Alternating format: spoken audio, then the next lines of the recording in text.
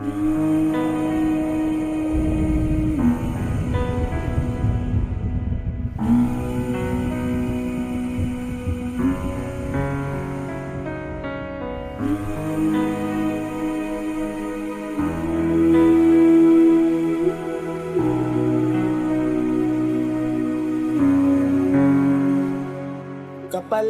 sa ngalan ng aming pinanggalingan, na umpisa namin sa una kung kailan kami mahina, at hindi mo malalaman kung ilang beses hiningan. Tiniis pa rin lahat kahit mababa ang kalakal bago nyo kami hamakin. Subukan nyong suriin, basurero nga kami pero malinis ang hangarin. O kadiri kung ituring mga tao sa paligid, pero hindi kinumpara sa mga may utak na makitid. At kami ay nakontento sa bagay kung anong meron, paan namin nakalapat sa pagiging basurero. Gutom walang makain, gabay at panalangin sa pang-araw-araw namin, alam namin papalarin. Tatandaan lang natin katawan, wag abusuin, kasi may pamilya tayo na nag-aantay pa sa atin.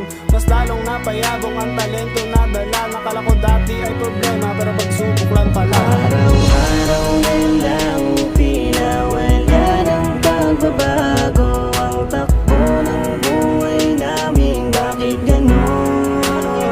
Sa kahirapan ay dinamon ang bigat ng mga hamon, Panginoon.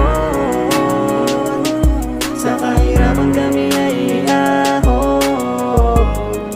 Ako ay laki sa hirap, maagang nagbarkada, nag-aral di tinapos, nag-asawa ng maaga. Maaga kong pinasok ang buhay, may pamilya, may 4 na anak, at ang trabaho ay basura. Pero ganun pa man hindi ko to hihindian, kasi alam ko sa sarili ko, sa akin meron laan, merong daan, at kung wala may gagawa upang masagan ng buhay maibigay sa kanila.